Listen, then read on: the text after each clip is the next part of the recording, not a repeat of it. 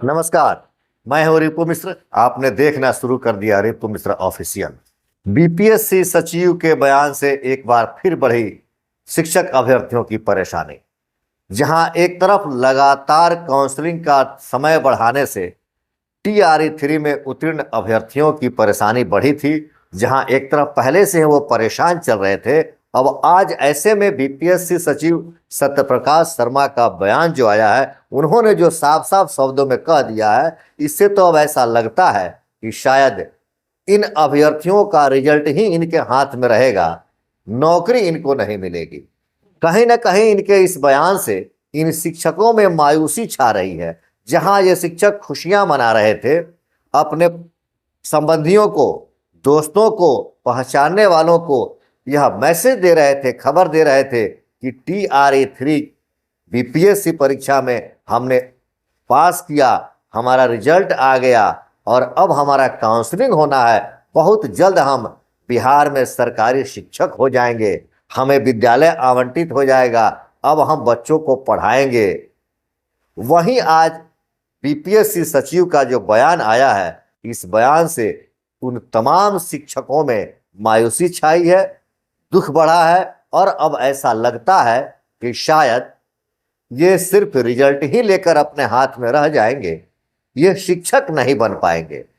दरअसल बात यह है कि बीपीएससी सचिव ने आज स्पष्ट रूप से कहा है कि शिक्षक अभ्यर्थी जिन्होंने फॉर्म भरने के समय कुछ त्रुटियां कर दी है, अगर वो त्रुटि उनका नहीं सुधरा तो उनका काउंसलिंग नहीं होगा या काउंसलिंग के समय वो छट जाएंगे, वो शिक्षक नहीं बन पाएंगे।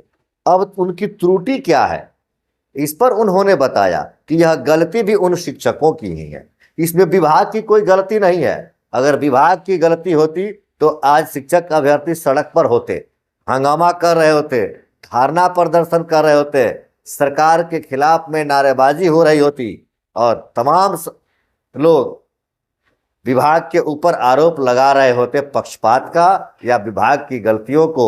विपक्ष भी इस समय उस गलती के लिए घेरने का प्रयास करती, लेकिन यह गलती विभाग की नहीं है, यह गलती उन तमाम शिक्षक अभ्यर्थियों की है, उन तमाम कैंडिडेट्स की है जिन्होंने फॉर्म अप्लाई किया है, जिन्होंने फॉर्म भरा है और अब उनका रिजल्ट भी आ गया है। हम आपको बता दें कि सचिव महोदय ने क्या गलतियों को बताया है कि इन अभ्यर्थियों के द्वारा कौन सी गलती की गई है।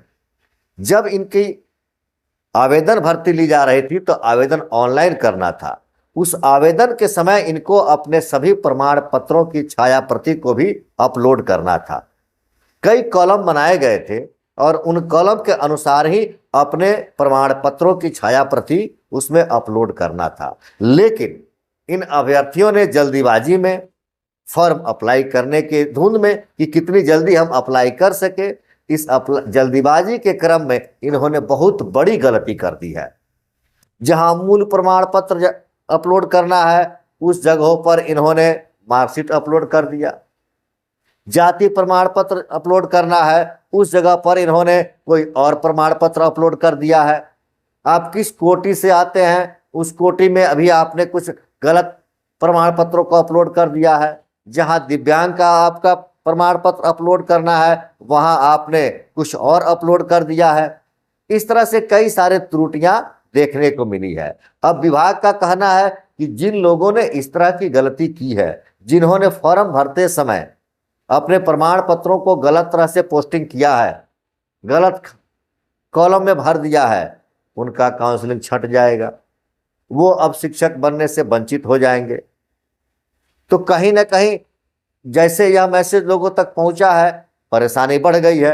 अब ऐसे में विकल्प क्या है, कैसे इनको इन परेशानी से मुक्त किया जाए और कौन सा विकल्प लगाया जाए जिससे कि इनका रिजल्ट पास का आया है तो ये शिक्षक बन सके। हम भी चाहेंगे कि जिनका भी रिजल्ट आया है, जो पास हुए हैं, वो शिक्षक बने, लेकिन विभाग ही चाहेगा तो वो शिक्षक बन सकते हैं, विभाग नहीं चाहेगा तो वो नहीं बन सकते हैं। अब इसके लिए 21 जनवरी से इनका काउंसलिंग होना है। अब 21 जनवरी से पहले एक बार बीपीएससी विभाग इनके इस पोर्टल को खोल दे और ऑप्शन दे कि आप ऑनलाइन अपनी त्रुटियों को सुधार कर सकते हैं, तब जाकर के यह सुधार हो सकता है और वो शिक्षक बनेंगे। अगर ऐसा नहीं हुआ तो उनकी गलतियों की सुधार नहीं होगी और शायद वो शिक्षक बनने से वंचित रह जाएंगे। हालांकि विभाग ने अभी तक इसके लिए कोई सूचना नहीं दी है कि क्या वह सुधार का ऑप्शन देगा या नहीं देगा, लेकिन इस वीडियो के माध्यम से हम आप तमाम शिक्षक बंधुओं को, हम उन सभी शिक्षक अभ्यर्थियों को जिनका TRA 3 में रिजल्ट प्रकाशित हुआ है, उन सबसे अपील करेंगे कि एक बार आप BPSC सचिव S सिद्धार्थ महोदय से रिक्वेस्ट करें, विनती करें कि साहब पोर्टल को 2-3 दिनों के लिए खोला जाए, जिससे कि हम अपनी गलतियों को सुधार कर सके।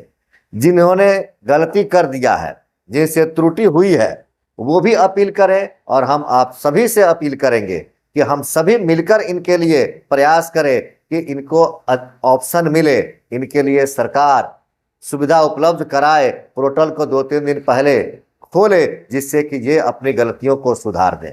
क्योंकि आप सब जानते हैं कि यहाँ तक पहुँचने में कितना संघर्ष करना पड़ता है। एक व्यक्ति को, एक बच्चे को यह BPSC परीक्षा पास करने तक कितनी कठिनाइयों का सामना करना पड़ता है, यह वही समझता है जिसने इस परीक्षा में शामिल हुआ है, जिसने प्रयास किया है, जिसने मेहनत की है। जो बाहर से बैठे लोग देखते हैं वो इनकी दुख दर्द, इनकी पीड़ा और इनके परिश्रम को नहीं महसूस कर पाएंगे। उस माँ बाप से पूछिए जिनका बच्चा रात रात भर जग कर पढ़ता है, खाना भूल जाता है, घर से बाहर कहीं दूर रहकर तैयारी करता है और बड़ी परिश्रम के बाद उसको यह सफलता मिलती है। और आज यह छोटी सी गलती जो फॉर्म भरने के समय त्रुटि हो गई, अगर उस त्रुटि के कारण वह अपनी इस नौकरी से वंचित होता है तो कहीं ना कहीं बहुत दुख होगा उसको, उस परिवार को। हम सब दुआ करें और हम सब कोशिश करें, मांग करें सरकार से, मांग करें BPSC सचिव से कि साहब एक बार वह ऑप्शन दे जिससे कि इनके गलतियों को सुधार किया जा सके।